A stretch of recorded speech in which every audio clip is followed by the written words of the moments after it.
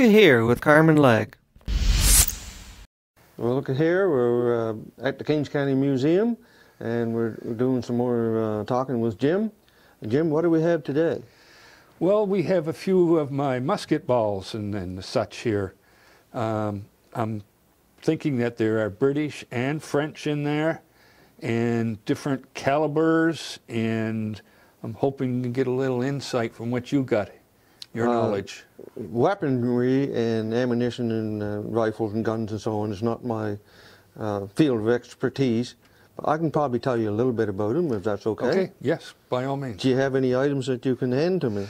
Well, I can. Oh, look at that. Look at this. Cannonball. And a part cannonball. Wow, where did you find these items? In the right place at the right time. Isn't that Who something? would have guessed? Check out the size of that one. I know. Can you imagine that coming at you? I wouldn't want to think about it.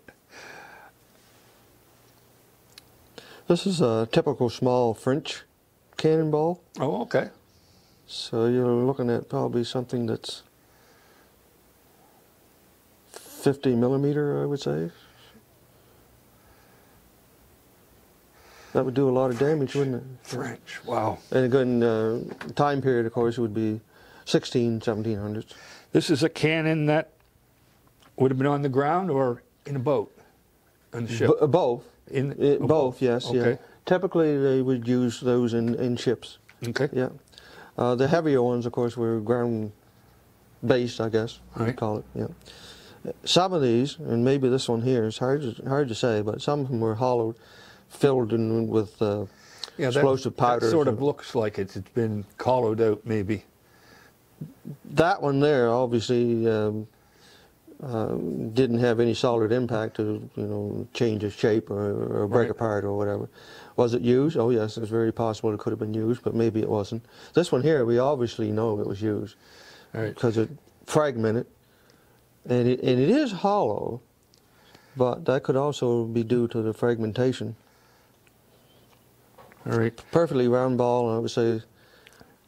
When this is all corrosion, right? Yes, it is. Yes. So the ball would have been nice and smooth like that part? No, it wouldn't be nice and smooth. It would be fairly smooth, but no, Okay. it wouldn't be not smooth. No. Okay. I would say this one here, you're probably looking at 110 millimeter. So it's very, very heavy. The cannons were rated. A big cannon. Yes, and the cannons were rated like 8-pounder, 10-pounders, and so on, because what I'm holding here probably weighs 6 pounds right there, right? And it's Yeah, and that's only 1/4 of the ball, so Yeah. you're looking at 20-pounder cannon. That's that amazing. one there is probably a 2-pounder. Yeah. Yeah. Again, both meant to do damage. Yeah. I'm sure they did. So wherever that was found, there was an interesting story going on there. Yes. Everything seems to have a story. It does. And Yes, that's yes. part of the. What do you think happened and how? How did this get here? Yeah. Who made it? What was it for? Why is it, in such a state? Why is it broken? Why is there only one of and not a whole bunch? A lot of times on the Curse of Oak Island show, they'll show me one hinge, or they'll show me one link of a chain. Where's the rest of the hinges? Where's That's the rest of the chain? Yeah. Why is the lock broken? What happened to the rest of it? It's just, I don't understand. So what do we got there? These are another different caliber of gun. Mike and I have got permission off a new field, and we were finding these in fair numbers of them. I'm guessing they came off each other. They seemed to fit together. So these were found close together. Yes. And Mike's your colleague? Yes, Mike McPhee. And he goes out... Oh, he goes with me all the time. Is that right? Oh, God, yeah. Wonderful, wonderful. It's nice to have a partner going out. And, It is. It makes it great, you know. And So when you find something, do you say, I found something, Mike? occasionally we'll come and show the great find. Yes, sir.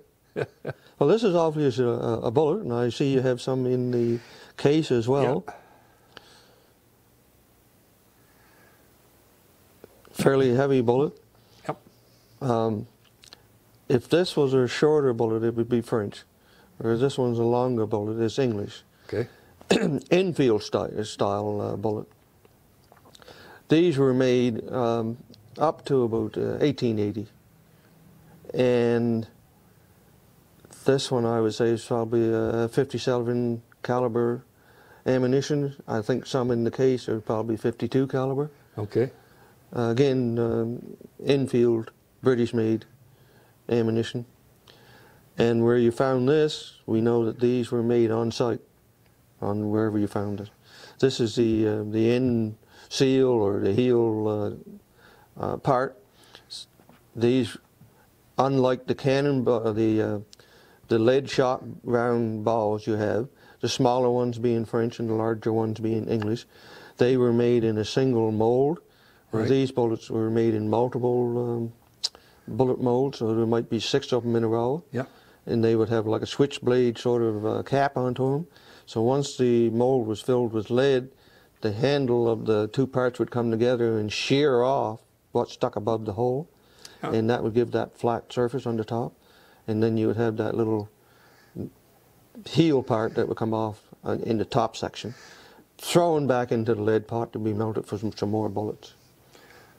All right, so that part came off that part when it hit something? No, when the mold with multiple bullet compartments in there was filled with lead, this part would stick up into the mold higher than it needed to be. Yes. So when the handle come around to chop off the top of the section of the bullet to make it extremely flat and so on, this would be in the top part of the handle when it come around, and it would shear right off, and these would be in the top part of each one of those little...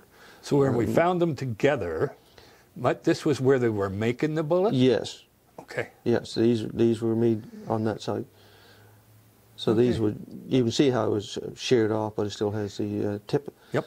And it's the right size to be the thickness of the handle that came around, which is typically 1/4 inch. The mold, of course, would be about that part, and then the top would come around and shear the top of the bullet off. Shear that off, it would be thrown back into the melting pot to be used again. Okay, good to know. Thank you.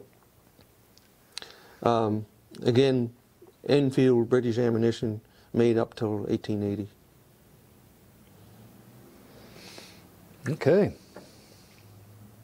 And then, of course, in those time periods, after 1880, they started making bullets, cartridges. Yeah. And I see you have some of those as well. Well, they got to land somewhere when they fire them. Any idea of information about those bullets? I really don't. I just brought in a bunch of selection of different shapes and lengths, and thought people would like to see what went on over the years. I see a metal detector in the background there. What's the story on that?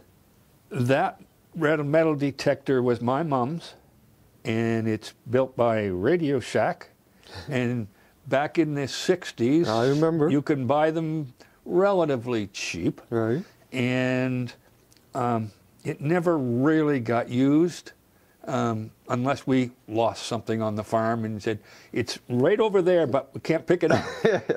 So yes, I did use it a few times for that, but I just thought I'd bring it in as from what it is now until the new ones that are coming out, which have a nice picture there, how things have progressed. I see.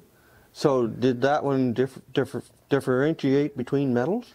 No, it just beeped with the sound. Oh, okay. So it still works? Yeah, it does. Oh, wonderful. Yeah, and it's just, you dig everything with that. Whereas the new one, that's iron, you basically really don't want it if you're looking for coins, or sometimes a guy will call me up and say, I've lost my ring.